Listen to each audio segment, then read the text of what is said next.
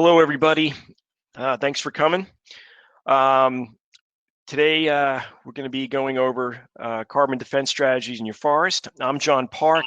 I'm the Stewardship Project Director for New Jersey Audubon, and I am happy to introduce our speaker today, Pam Zipse. Pam is the outreach coordinator for the Rutgers Urban Forestry Program. She is responsible for the building contacts and connections between the Rutgers Urban Forestry Program and a network of professional forestry organizations, the community of forestry and consultants, and the state's municipal shade tree program. Pam has a Bachelor of Science in Forest Resource Management with a silviculture concentration from SUNY College of Environmental Science and Forestry in Syracuse. She's went through the graduate program up in the New Jersey City University. She's a licensed tree expert and serves on many boards. Thank you for the introduction. Hello, everyone. Thank you for being here. I'm very excited to be able to join you for this conference. I love talking about trees, so let's jump right into it. The title of my presentation was Carbon Defense Strategies in Your Forest, right? So your forest is the forest where you live, right? The urban forest, the community forest. And my goal is to talk about how trees store and sequester carbon, and that proper tree maintenance and management practices can help to optimize these and other benefits in our trees and forests, and that trees and forests can be used to address carbon defense goals. And defense, offense, we're all on the same team, right? We're all trying to do the same thing, use trees to help with our carbon management. So that is what I hope to accomplish today. New Jersey is roughly 40% forested, and that data comes from the U.S. Forest Service Inventory and Analysis Program, Forest Inventory and Analysis Program. But what that does not take into account are all the trees in our urban forests. Right? The FIA program, up until recently, only inventoried trees that fell into the FIA's definition of the traditional forest. And there were large sections of New Jersey that were never counted. FIA now has an urban program, and New Jersey is very excited about that. We've bought into that program, and data has started to be collected. We're excited to get that because we know that, I think you can see my cursor. We know there are a lot of trees in these areas that are listed as non-forest on this map, right? That's our urban forest, and that's the forest where I work.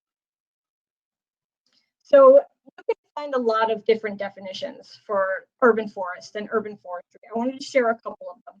This is from the Dictionary of Forestry. So the urban forest is all the trees and forests within a local jurisdiction, including urban parks, street trees, landscape boulevards, gardens, river and coastal promenades, greenways, river corridors, wetlands, nature preserves, shelter belts, industrial sites that have grown over in trees in your backyard, right? Or front yard. And then urban forestry is the art, science, and technology of managing trees and forest resources in and around urban community ecosystems for the physiological, sociological, economic, and aesthetic benefits that trees provide society. And those are great definitions. There are a lot to take in. I also like these definitions, which I feel are more succinct and to the point. So the urban forest is the sum of trees and associated vegetation, water, soil, and wildlife in man-made ecosystems. And that's the crux of it, right? That's a man-made ecosystem. There are no trees that are native to the city, right? We built that environment and put trees in it. That's an important consideration when we're talking about managing trees in the urban forest. And so urban forestry is then the management, the manipulation of the urban forest to provide multiple long-term benefits to humankind. Again, tying in that connection of trees and people living together in the same space. So urban forestry is trees where the people are. And this is the urban forest. This is urban forestry. This is my forest. And it's your forest. It's our forest. And that, to me, is really exciting and carries a great deal of possibility and opportunity and responsibility. So another piece of urban forestry are these forests that happen right adjacent to the planted landscape, right? We have in New Jersey lots of places where you have towns and cities that abut large tracts of forest land. And we need to manage these forests just like we're managing the trees in the planted landscape as the urban forest. And we have to keep people in mind when managing these tracts of forest in close proximity to where people live, right? So arboriculture is single tree management, right? Taking care of one tree at a time, the individual. Silviculture is the management of forest stands. And we need both of those tools in urban forestry because we have stands of forest that we need to manage. And we need to think about them not only in terms of traditional forest management, but also in terms of, you know, risk mitigation, both for people and trees, right? If we have trails through those forests for people to utilize, we have to make sure that the trees along those trails are safe. We have to manage that risk to people. We also have to manage the risk to the trees in that forest, knowing that we bring trees from all over the place to plant in our yards and along our streets. And sometimes, unfortunately, we bring insect and disease when we do that.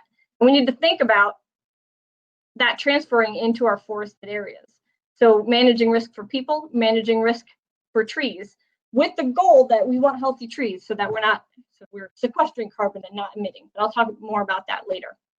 I just wanted to make the point that in urban forestry, we need to use the tools of arboriculture and the tools of silviculture to manage the broad urban forest. So we're talking about carbon as well, right? Carbon management. And there's a lot of terminology that goes along with that. So I wanted to just address some of that, starting with the units of measure. It's an important thing to talk about and to think about when you're reading about forest carbon, right? So trees are approximately 50% carbon by mass. Carbon is an element. Carbon dioxide is a compound.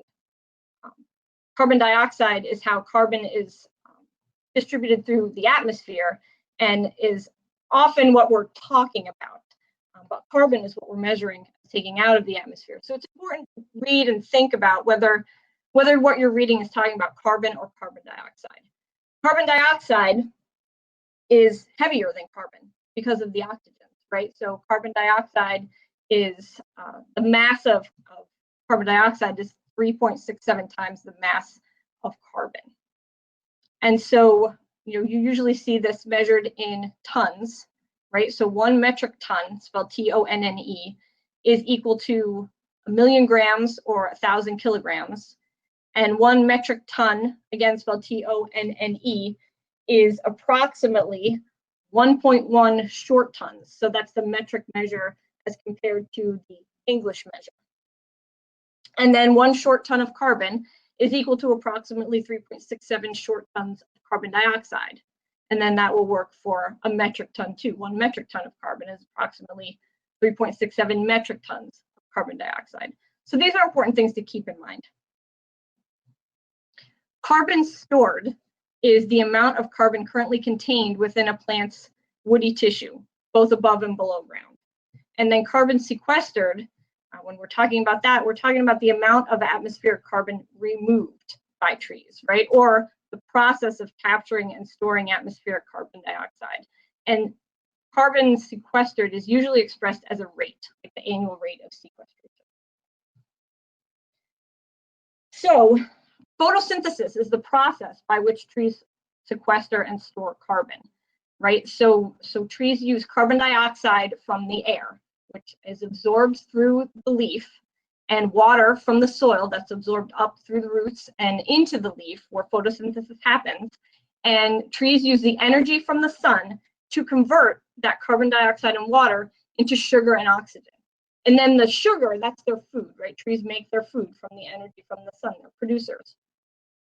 And so they're locking up that carbon from the carbon dioxide from the air into the sugars that they use for growth, and then for building more complex molecules like starches for storage, and then cellulose and lignin, which are the building blocks of the tree. So the tree locks up that carbon that is sequestered through photosynthesis by building the tree. And that is how this works. it's important to recognize and remember that carbon storage is not the only benefit that we're getting from trees. Trees do a lot of other really important things. So talked about trees absorb carbon dioxide out of the atmosphere through their leaves. They also absorb nitrogen oxides and sulfur oxides and ozone. And all of that also helps to improve air quality. The physical parts of the tree itself also can capture, intercept dust particles, right? Dirt particles, particulate matter that's floating around the atmosphere. And that also contributes to improving air quality. Trees are also great for stormwater management, right? Trees use a lot of water. They absorb a lot of water out of the soil. They can also slow down the movement of water in a rain event by physically intercepting the raindrops as they're falling from the sky. So it slows that water down so that it has more time to infiltrate into the soil. And that, in addition to helping manage stormwater, also helps to manage erosion. And then, of course, trees can provide energy savings to buildings that they are planted adjacent to by providing shade. So all of those things are great co-benefits that trees provide. And in the aggregate, trees really do a lot of good. Here is a diagram that I really like, slightly more professional than the one I drew for you. But I think it does a nice job of talking about how forests absorb carbon dioxide. So I wanted to go through this too. Forests function as carbon sinks, right? Absorbing the climate changing gas, carbon dioxide, from the atmosphere and storing it for long periods of time in trees and soil. So trees are an important part of this because they get big and they live a long time. So they can lock up that carbon for many, many years. Soil is also really important in this, in forested systems. So decaying organic matter, such as dead trees, branches, plants, leaves, all of that transfers some carbon below ground, and it's held in the soil, and it can be held in the soil for a very long time. Roots can also transfer carbon into the soil. But forested systems are also releasing carbon, right? So some carbon is lost back to the atmosphere through respiration of plants and soils, and also forest fires and decomposition of organic matter in the soil and in the living plant that is dying. You know, if you have a tree that's dead or dying and standing, that is emitting carbon as it decomposes. Forest products are also an important part of this equation because you know, lumber from trees still contain the carbon that the tree absorbed. So if we can like build a chair out of the tree we take down, we can lock up that carbon for even longer. But it's important to also remember that carbon is being released during logging and manufacturing to make that chair. So it's a lot of very complicated math to kind of figure out that balance, and it's important to keep all of that in mind. So for some more terms, carbon pools or stocks, you might read about that. So a pool is a system that has the capacity to store or release carbon. It could also be referred to as places where carbon is stored. In forests, 5 main carbon pools are commonly recognized. These are above ground biomass, below ground biomass, deadwood, litter, and soil organic matter.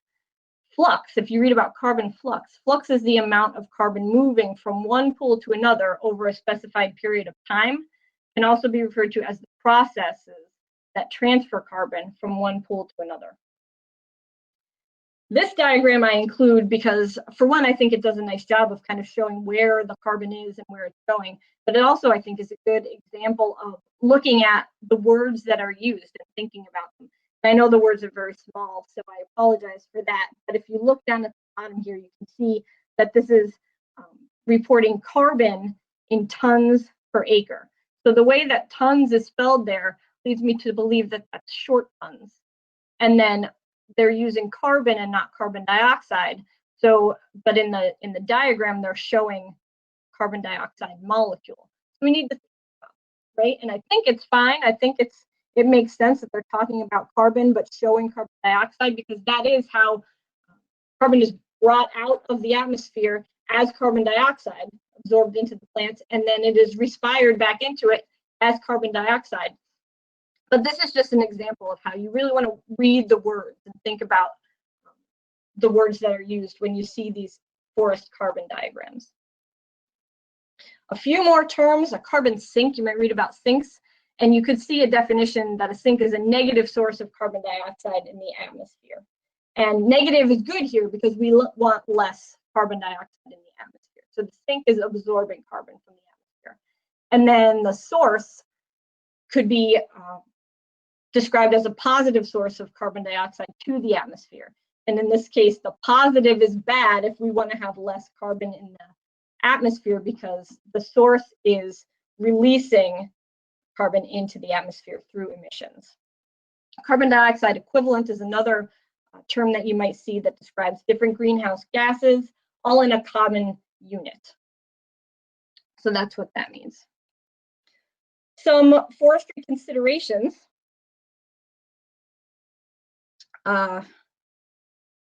Space and time are really important to think about in terms of our forest and our forest planning. Trees take up space, right? They need growing space, and we need to think beyond what we have right in front of us when we're planting trees, right? We don't want to think about the space the tree needs when we put it in the ground. We want to think about the space that the tree needs 10 to 20 years from now when it's starting to grow to its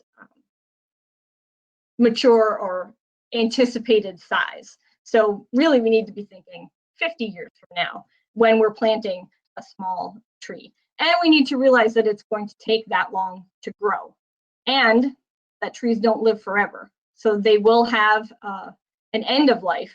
And we need to be thinking about all of that. So space and time are really important considerations in all forestry and certainly in urban forestry. Some forestry terms to be aware of now, because I like to, my education and background is in traditional forestry and silviculture, but most of my professional work has been in urban forestry. And I think that there are a lot of ways you can draw parallels between the two, and I really like to try to do that as much as I can. So just to define some traditional forestry terms that I will try to relate to the urban forest. Afforestation means foresting land that was previously not forest. Reforestation means returning land that was once forest again. Ingrowth is a term that can be used to describe biomass growth within the forest that comes from new trees, or you could call it regeneration. Like the growth is coming from the new generation of trees. Whereas accretion can be described as biomass growth within the forest that comes from existing trees. So accretion is the trees that we have getting bigger, and ingrowth is biomass from new trees. And then also when we're talking about carbon offense and defense, we're talking about avoided, or we're trying to avoid conversion.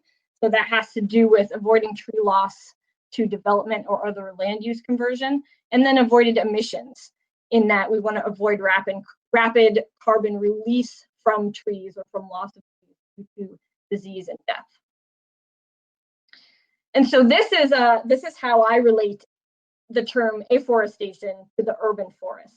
I work with a nonprofit called the New Jersey Tree Foundation, and they do great work planting trees in our most urban areas in New Jersey. And so this is one of their very early plantings in Camden in 2002, and it just shows before and after on the street where we planted trees back in 2002. And I'm always amazed by the transformative power of trees in a neighborhood. We went back, Lisa from the Tree Foundation and I went back in 2017 to look at those trees from that very early planting and to measure and see what kind of pruning needed done. And they really look great. And I think something that has contributed to the success of these trees, there are many things, but one of them is the consideration of space and time, right? So we know that we had very small little planting boxes, right? We cut 4x4 little holes in the concrete to put those trees in. And so it wouldn't make sense to try to put a species that is very big at maturity, because there's not enough soil volume there to support a large tree. There are also a lot of infrastructure in the city, right? So there's not a lot of above ground space, power lines and buildings to support a large tree either. But these small trees are doing a lot of good. And the immediate thing that I notice is the shade, right? They are shading the sidewalk. Different times of day, they'll be shading those cars parked along the street, and they are shading even the stoop, right, where people would sit. And they're small, so we could put one in front of almost every home, and those residents love those trees.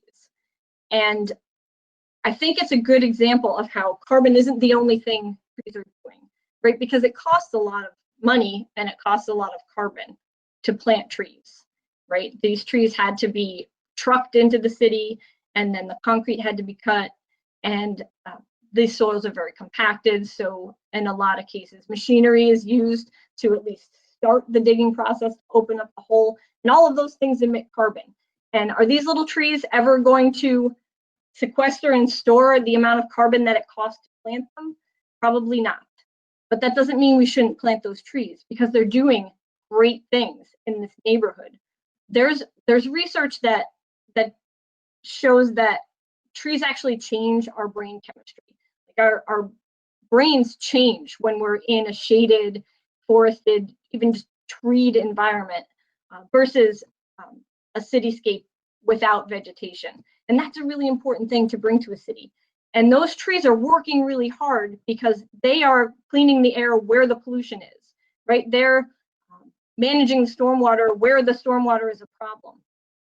And, you know, the vast acres of forest in the Pine Barrens might not be that meaningful to the residents in this community, but these individual trees on this block are very meaningful to those people. So in this case, the trees in the aggregate do a lot of things, and the carbon is the co-benefit, and that's still really good.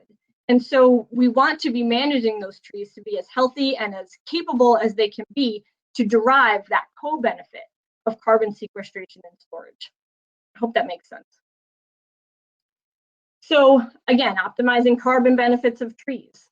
And it's complex, but it's also really simple. One of my favorite professors in college used to say, you know, forestry is common sense elevated to a science. And that's not to say that it's not complex, because it really is, but it's also, forestry makes sense, right? So in the simplest terms, bigger trees store more carbon. Healthier trees sequester more carbon. You know, a healthy tree is going to be able to photosynthesize at a better rate and lock up more carbon. So we need healthy trees, and we need big healthy trees where it's possible to do that. It's not always possible to do that in the cities. So we need to make good choices about planting small growing species where we don't have adequate above or below ground space to support them. Where we do, we can plant large trees. And I like this picture. It's a little deceptive because we have these large growing species in the city in what looks like very small planting holes in the sidewalk.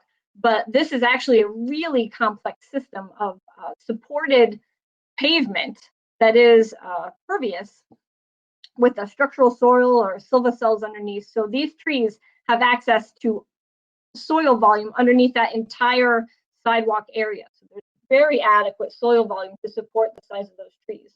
If we didn't have that underground structural soil system, and this was a typical sidewalk, those planting holes could not support trees that big, and we would have to make different decisions about what tree to plant there. There's a huge cost to planting trees incorrectly and to choosing the wrong tree. And this talk is not about planting trees correctly, but I do think we need to think about how simple things like continuing to nick this tree with a weed trimmer every week for its entire life is going to make that tree never be able to amount to what it could be, right? That tree is not going to sequester and store carbon as it should if we keep damaging it. Right, and this tree obviously had access to soil volume on the other side of that sidewalk. It got very big, but I think what happened here is this kind of looks like new curbing and new sidewalk, and probably not a lot of regard for the role of the root system. And so we have to be careful about that in the urban areas too, and we don't end up with this kind of a catastrophic failure that is going to make everyone on this block nervous about having trees there. And really, we did this to the tree by, I assume, cutting roots at the sidewalk and the curb. So these are all things to think about. Planting the right tree in the right place the right way is a really important strategy for getting the most in terms of carbon and other benefits out of our urban forest. And I like this diagram because it very well illustrates some important concepts, like these tall, thick evergreens right in front of the south-facing window are actually going to block the sun, the low-angle solar radiation in the winter, and make this house more difficult to heat. Like, it's going to be less efficient because these trees are blocking the winter sun. If we had that row of dense evergreens on the north-facing side of the house that would block the winds in the winter, that actually makes this house much more efficient in terms of energy usage because it's blocking the wind. We put deciduous trees in the front because they drop their leaves and still will let the solar radiation in. Don't put them right in front of the windows. And then have some deciduous trees also on the west side to block the afternoon sun, to shade the afternoon sun. And that house, the planting around that house is very efficient for energy savings. And then through those energy savings, reduced emissions. So those trees are absorbing, sequestering, and storing carbon. They're also avoiding carbon emissions by helping with energy efficiency. So proper tree maintenance and management practices can really help to optimize carbon benefits in trees and storage and forests. And it's a big investment, right? Again, in money and in carbon to purchase and plant and prune trees. So we should take the steps to do it right, to get it right, so that we give the trees the best opportunity possible to establish and thrive in the places that we plant them, because healthy trees sequester more carbon.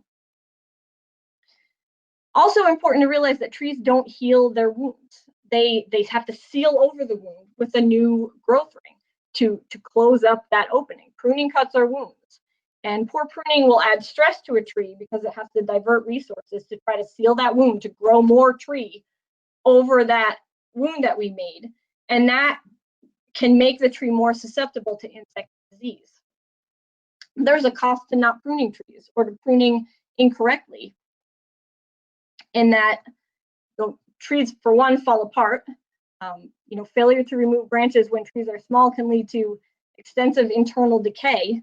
And decay means the tree is now a source instead of a sink, right? That decaying matter is emitting carbon into the atmosphere. And then it's also very dangerous in our urban settings. So it's important to prune properly, and it's important to prune when trees are young. And back to that, common sense, right? Good forest management is good carbon management. If our trees are healthy and thriving, then they will be better at sequestering and storing carbon than if they were not healthy and thriving. And now we're into the strategies section of this, and diversity is the key to that. So we want diversity in composition, right? Species composition of our forest, diversity of age, of structure, and diversity of strategies for managing our forest. So some of the strategies that we talk about in using trees and forests to manage carbon, and again, we kind of break them into offense and defense. You might see it that way. I think there are a lot of similarities between the two. And again, we're all really on the same team trying to do the same thing. But in terms of defense strategies, that generally means keeping existing trees healthy, mitigating risk of existing trees and forests from becoming carbon emitters, and tree maintenance and forest stewardship. Those are the carbon defense strategies. Some offense strategies would be planting trees and planting forests. And of course, planting the right tree, the right place, in the right way, so we get the most out of the trees that we're planting. And then also tree maintenance and forest stewardship, because we have to take care of the trees that we plant. We can't just plant them and forget them. So again, to kind of draw parallels between the urban forest and the traditional forest, some defense in the traditional forest would be trying to mitigate against large emission events, right?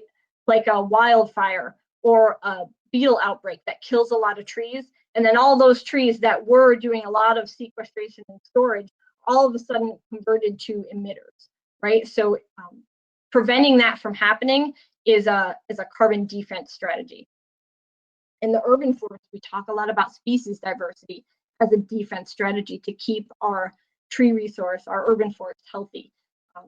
Species diversity will help to insulate against widespread tree losses due to insect and disease. It also improves biodiversity through habitat. The more different species we have on the landscape, the more species of insects and birds and other animals that those can be homes and food for. And in my opinion, it's also more interesting to see a large diversity of trees. Age diversity, or what we would call relative age distribution in our urban forest, is also a really important consideration. And it will help to ensure continuity of canopy cover, because that's going to sequester and store our carbon, right? It also enables us to carry out consistent management and to avoid catastrophic failures and therefore avoid emissions. And so we talk about this as relative age distribution because we're using tree size, like DBH, as a proxy for age. And it doesn't always work, but it's what we have right now. And it's something to work with. And in the first chart here, and I'm sorry, this is in centimeters, so it looks like a larger spread than it is, but you've got a lot of trees that are mature and maturing, and nothing in the young trees. So in the planted landscape, right, in our urban forest, our street trees, we can't rely on any natural regeneration. That just doesn't happen in the curb lawns. So if we want young trees, we have to plant them. And if we don't plant them, as this collection of trees continues to mature and get older, they will die, and they'll die at the same time. You know, trees don't live forever. They have finite and predictable life expectancies, and we can use that to our advantage. I think it's much more beneficial to have a more uneven aged distribution of your tree resource, where you can have a relatively stable amount of trees across all the size and therefore age categories, so that you can start to predict, right, about how many trees am I going to have to remove in my municipality, in my, say, street tree resource every year, and then how many trees am I going to have to plant every year to replace the canopy that was lost. And then this way you can plan your budgets and plan your management to maintain continuous canopy cover on the municipal level, if that's the level that you're managing at. And that can be a really powerful thing for maintaining canopy cover, for maintaining stability in your urban forest resource. And you can do that in a lot of different ways, right? It doesn't mean that you have to have different species and ages of trees up and down the same street. And I would argue that this alley of trees that is all the same species and relatively the same age is really beautiful and very beneficial, something you might want in the urban setting. And it's fine to do that as long as the next block is a different species and a different age. And you can spread that across your landscape. So if you're managing at the municipal level, which in many cases we are in urban forestry, you have diversity across your entire resource. It doesn't all have to be in the same place, but you want to spread it out. This can be related to traditional forestry as well, where you have in this diagram, from the Smith Silviculture textbook, 1,000 acres of forest and 1,000 acres of forest. And the numbers are ages of the forest, right? And you can have 10, 100-acre blocks of different ages, or you can spread that out into 110-acre blocks, right? So I relate this to, every tree being a different species or age, or every street having trees of a different species or age, or every section of town. You can do it in a lot of different ways, but it's important to think about having all of the age categories represented so that you're bringing new trees in as your oldest trees are dying, and having species diversity throughout to insulate against the next insect or disease problem that is coming your way. And these are important strategies to implement and to think about. Stocking and density is another really important consideration And I really like this diagram because I think it illustrates really well that, you know, we could put in a bunch of trees at 20-foot spacing, or we could use a lot less trees at 40-foot spacing, right? So the crowding in the first scenario creates stress, and trees may be less healthy, will likely be less healthy. They can't grow to their full potential. And then you also have higher costs for purchase, planting, maintenance, and their eventual removal. Whereas in the second scenario, at wider spacing, you have the same amount of canopy cover achieved with about half the number of trees. So these trees will be healthier, they'll grow bigger, and the whole program will cost less. So that's an important consideration too. Remember, we need to think into the future. This is forestry, right? We don't want to think about the space that we need to put the tree in the ground. We want to think about the space we need to support that tree through its service life. Proper planting, again, really important. We want to do everything that we can to ensure that that tree survives and thrives. And I relate this to site prep in the traditional forest, right? We need to make sure that we plant the tree at the correct planting depth and provide it some mulch and make sure we get it some water and set it up to succeed rather than fail. It's a big investment. So let's make sure that we get a return on that investment by taking simple steps to plant the tree and to help it establish. Another important consideration in that is young tree pruning, right?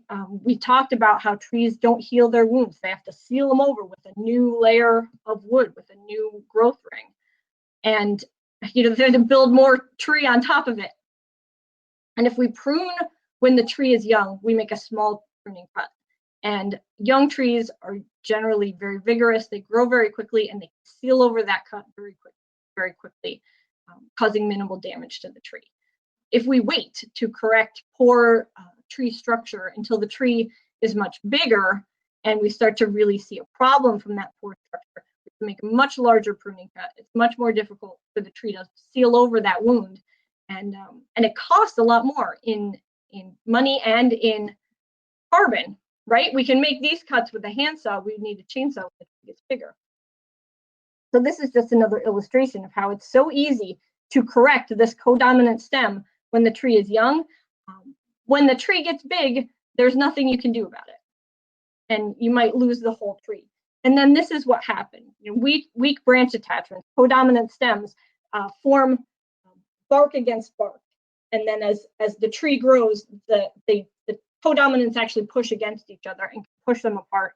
And we often see this kind of failure in storms under increased wind load. And there are so many negatives to this scenario. Obviously, it's very dangerous for the people who live around these trees. It also creates fear and, you know, makes people afraid to have trees. And we've also lost all the sequestration and storage that was happening in this tree. We may lose the whole tree to this. And if we don't, we're certainly going to get decay that might turn this tree from a sink to an emitter. So making those pruning cuts early can help to avoid, this shows pretty well the bark growing to the inside of the tree. We want to avoid that. We want our trees to be structurally sound. And we can do a lot with a little if we make those structural pruning cuts when the tree is young. Again, just to reinforce the importance of the right tree, right place strategy. First of all, where would you rather live? Like, you know, which of these two scenarios? I think most of us would agree that it's nice to have trees where we live.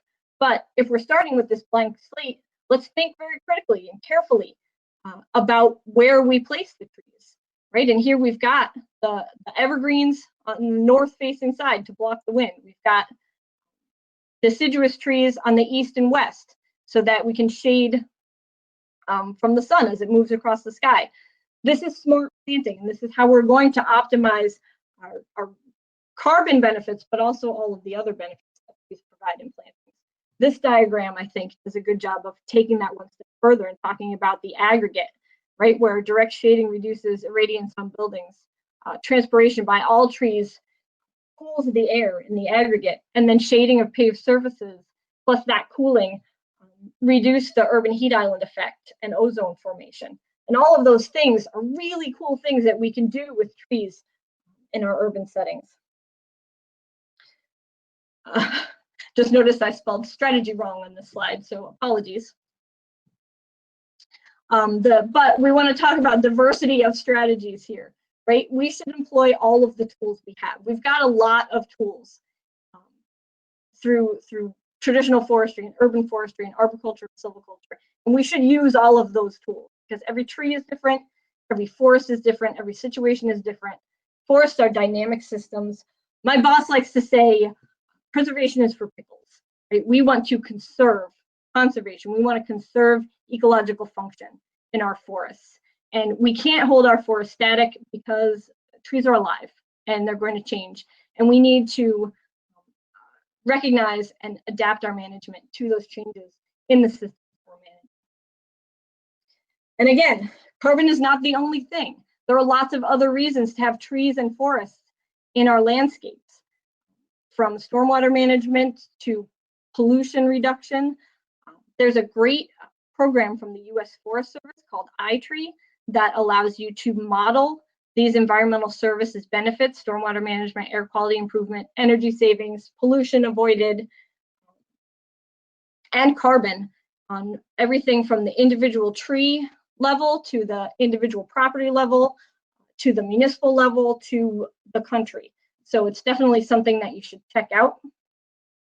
And remember about trees. Carbon, that's our focus. All these other things are co-benefits. If these other things are our focus, then carbon could be the co-benefit. But in the aggregate, trees really do a lot of good. Some important things to know about the New Jersey Forest Action Plan, which is the 10-year plan for our forests in New Jersey, is in public comment right now. So that link at the bottom will take you to the plan, and you can read that and provide comment if you so choose. We also have a Global Warming Response Act report and the RGGI Strategic Funding Plan available right now to look at. So I would encourage you to do that if that's something that interests you. iTree, as I was just talking about in the slide before this, provides a lot of really interesting information about modeling the carbon benefits and the other benefits, the co-benefits in terms of stormwater management and pollution reduction of your urban forest, in terms of the functions that the trees are providing, and also the economic value of those benefits. So that's really interesting. I'd encourage you to check that out. New Jersey Forest Adapt is a web tool developed by Rutgers that takes a lot of the FIA data and other U.S. Forest Service data about trees and has put it in a nice, easily usable format for New Jersey and the region. And also, so this is the carbon page, that there are many other tiles that you can view. And then also there's a municipal snapshot that gives you information on species composition and canopy cover distribution for every municipality in New Jersey. So I'd encourage you to check that out as well. Remember that people are part of the urban forest. We need trees where people are in order to derive direct benefit to human populations. And that's a really important thing to keep in mind. And a healthy forest is no accident, right? It takes work. We need to remember to think at least one level beyond our management. If we're planting on our property, let's think about the block. If we're planting in the town, let's think about the county. Let's think about the state. Remember that trees are infrastructure, right?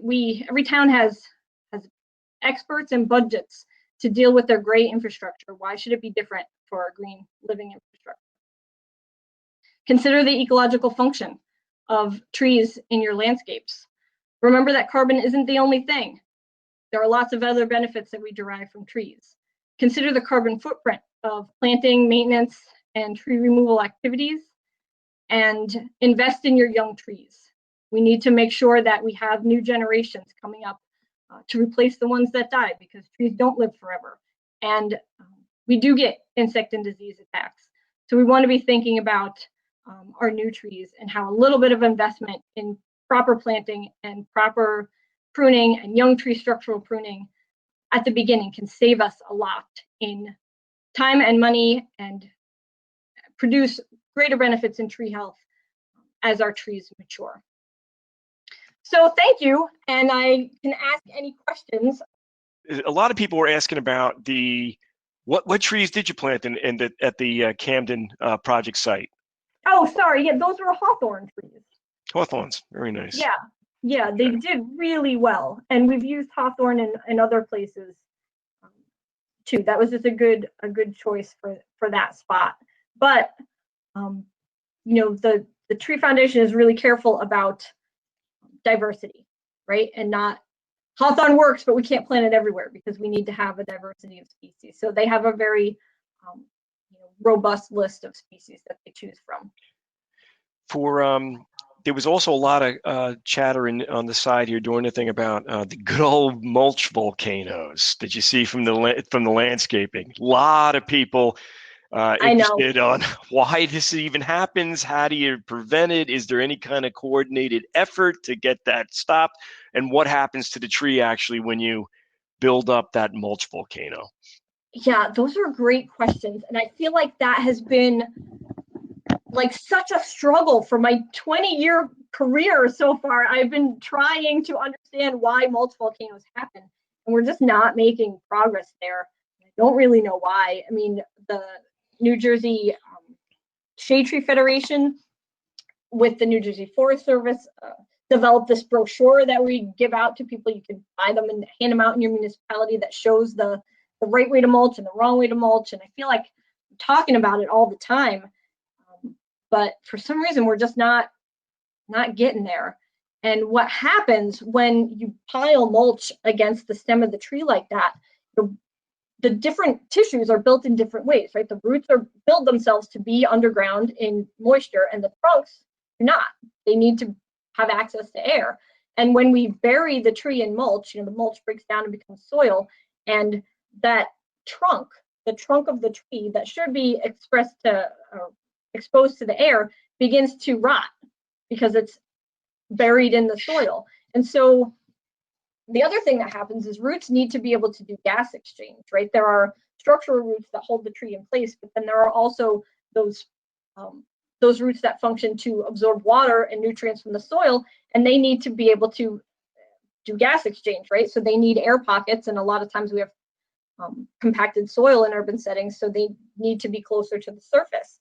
And so the tree will actually put out another root system at the intersection of that mulch volcano and the stem that's above ground. And those roots will be able to allow that tree to grow, right? Because they'll absorb water and nutrients. That tree can get bigger, but they're not great at structurally holding that tree in place, right? So you've got this false root system that's feeding the tree, or bringing water to the tree so it can make its food, and but it's not great at structure. And you've got that other piece of tree that's slowly decaying over. Sometimes it can take decades, but the structural root system is buried. There's a chunk of trunk that's decaying, and then there's the roots that are allowing the rest of the tree to grow, and it actually becomes a really dangerous situation that's just festering for like decades. And then you see whole trees just fail in storms, and they look like they have no root system, and that's a possible reason why. Well, another question kind of relates to that with storm and wind throw. There was a question about and questioning the tree density. Do trees at denser plantings anchor each other during wind events? That's an interesting question. So I think the context is important to that too. So sometimes in the built environment, we're building into a forest, right? And trees that are grown very close together don't develop the strength of a root system that they would planted as individuals, right? Because they're buffered from wind by all the trees around them. So in that sense, I think the trees growing close together are actually more likely to succumb to wind throw when we cut into that system. Does that make sense? Like when you take a lot of trees down to build a house, and now you have edge trees that used to be in the forest surrounded by other trees. They haven't developed the taper and the root system to hold them in place that they would have if they were planted singularly, and are more likely to fail in wind. Okay. I'm not sure if I answered the actual question, but that's my interpretation of the question. Okay. Another question here from Donna Moore. Do some trees sequester carbon better than others? And if so, is there any reference chart, anything on that kind of info? Yeah, some trees do sequester carbon better than others. And that program that I was talking about, iTree, actually has one of its applications is called iTree Species. And it's a species selector for planting, but it's based on the environmental services that the trees provide. So usually your species selectors are like, what are the shade tolerance and urban tolerances, salt tolerances of the trees. But the one in iTree does what trees are really good at carbon storage and sequestration, or really good at air quality improvement, or really good at stormwater management. So I would encourage you to check that out. I think it's really fun. It's a first step, because then you also have to go through with all those other filters about shade tolerance and urban tolerance. But it does allow you to say, carbon sequestration is my highest priority. Give me a list of trees that are really good at this, and that can be a starting point. Good question here. I guess in the urban forestry, world, is there any movement, do you know of going to get utility companies to go more underground to allow trees to grow? And I have no idea. I think that all depends upon the BPU, right? I mean, yeah, that is something that has been talked about for a really long time and continues to be talked about. It's really expensive to move the wires underground. I think a lot of new developments are putting the utilities underground, but to retrofit the communities that already have above ground utilities is very cost prohibitive. At least that's what the utilities tell us when we ask. So I think that's an economic issue, I think. We got time for one more question. I see here from Sharon Petzinger. Oh, I just lost it there. Sounds like we should be consider promoting trees that are more drought resistant in northern Jersey and possibly more water guzzling in southern Jersey. Would you agree? And what would be some examples? Because it's given a climate change kind of effort here. Yeah. So the climate change thing, we're seeing more severe storms at stranger intervals, right? So trees live in the averages and die in the extremes, right? So if we're talking about, I feel like I'm losing the track of the question, but we do need to be looking to, I think we need to be looking to southern species to start and species that have broad ranges of water uses and temperature ranges to plant. And I guess if you're talking about North Jersey in terms of shallower soils, like in the Ridge and Valley, that's about water management too, right? And then southern, where we might have more storms. So I'm sorry, I feel like I'm not doing a good job with this question, but yes, I think we need to think about adjusting our planting palette to the realities of climate change. And that's going to be different in different places in the state, but it's something we definitely want to think about, using trees that are more generalists and can adjust to places, and kind of stop planting the trees that are now at the edge of their range and are going to have trouble with warmer climate. Okay. Try one last one, because I think this is actually a pretty good question here, because this has always confounded me on a couple different of the lists that are out there for helping tree selection, plant selection. John Landau points this out. Diversity obviously is important, but I do see tree lists that one from the New Jersey Tree Foundation that actually lists quite a few non-natives and even some invasives. Why is that? That is a great question. I'm glad you brought that up. Thanks, John. So non-native is different from invasive, and I'm quite certain that the Tree Foundation lists do not have invasive species. They don't plant invasive species, but the Tree Foundation does plant a lot of non-natives. And the reason for that is that they're planting in some very, very harsh environments. You know, our cities, there's no native soil left there. You know, it's not a native environment, and our native species just don't do well. And so they have learned from planting native species and having them die again and again that those trees don't work there. And some non-natives really thrive in those really tough urban environments. And they've decided that it's better to have a tree that's going to thrive and provide those benefits. You know, and so they will utilize non-natives to do that where the natives just don't survive. Okay. Well, we are out of time. There was some really good questions. I want to thank Pam for presenting the information. It was I thought it was really good.